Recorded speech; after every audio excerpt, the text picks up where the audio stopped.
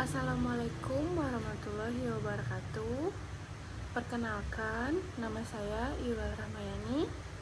Nomor induk mahasiswa 180351003. Saya dari Universitas Pancasakti Bekasi, Fakultas Ekonomi dan Bisnis, Program Studi Akuntansi. Saat ini saya sudah semester 6. Di sini saya akan mempresentasikan mata kuliah anggaran perusahaan. Dosen pengampu yang saya hormati Pak Imhar. Materi yang akan kita bahas yaitu adalah anggaran penjualan. Yang pertama, kita akan membahas pengertian anggaran penjualan. Yang kedua, kegunaan anggaran penjualan. Yang ketiga, manfaat anggaran penjualan. Yang keempat, faktor-faktor yang mempengaruhi penyusunan anggaran penjualan. Dan yang kelima, konsep anggaran penjualan. Baik, kita akan membahas pengertian anggaran penjualan. Anggaran penjualan merupakan rencana kerja di masa mendatang pada suatu kurun waktu tertentu di bidang penjualan produk perusahaan. Selain itu, anggaran penjualan adalah budget yang direncanakan secara lebih terperinci penjualan perusahaan selama periode yang akan datang, yang di dalamnya meliputi rencana tentang jenis atau kualitas barang yang akan dijual, jumlah atau kuantitas, harga barang, waktu penjualan, serta tempat atau daerah penjualannya. Di dalam anggaran penjualan ini tercakup beberapa variabel terkait seperti volume penjualan, yaitu unit, meter, liter, ton, barel, dan lain-lain, dan harga jual per unitnya. Lalu selanjutnya, kegunaan anggaran penjualan. Secara umum, semua budget termasuk budget penjualan mempunyai 3 kegunaan pokok, yaitu sebagai pedoman kerja, sebagai alat pengkoordinasian kerja, dan sebagai alat pengawasan kerja yang akan membantu manajemen dalam memimpin jalannya perusahaan. Sedangkan secara khusus, budget penjualan berguna sebagai dasar penyusunan semua budget-budget dalam perusahaan. Sebab bagi perusahaan yang menghadapi pasar bersaing, budget penjualan harus disusun paling awal daripada semua budget yang lain yang ada di dalam perusahaan.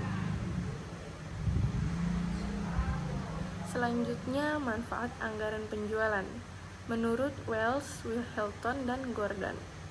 Yang pertama yaitu untuk mengurangi ketidakpastian tentang pendapatan di masa yang akan datang.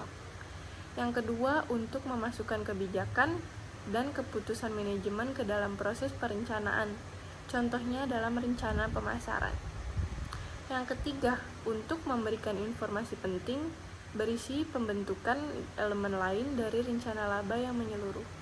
Dan yang keempat, untuk memudahkan pengendalian manajemen atas kegiatan penjualan yang dilakukan.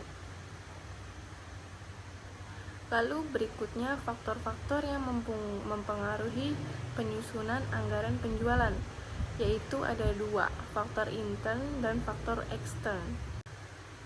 Faktor intern yang termasuk dalam faktor intern adalah data, informasi, dan pengalaman yang terdapat di dalam perusahaan sendiri. Dan faktor ekstern yang termasuk dalam faktor ekstern adalah data, informasi, dan pengalaman yang terdapat di luar perusahaan, tetapi di sana mempunyai pengaruh terhadap budget penjualan perusahaan. Berikut contoh-contoh faktor ekstern. Yang pertama, penjualan tahun-tahun yang lalu meliputi baik kualitas, kuantitas, harga, waktu maupun tempat penjualannya. Yang kedua, kebijaksanaan perusahaan yang berhubungan dengan masalah penjualan seperti tentang pemilihan saluran distribusi, pemilihan media-media promosi, cara penetapan harga jual, dan sebagainya.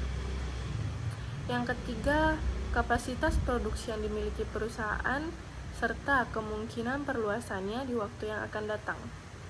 Yang keempat, tenaga kerja yang tersedia, baik jumlahnya maupun keterampilan dan keahliannya, serta kemungkinan pengembangan di waktu yang akan datang.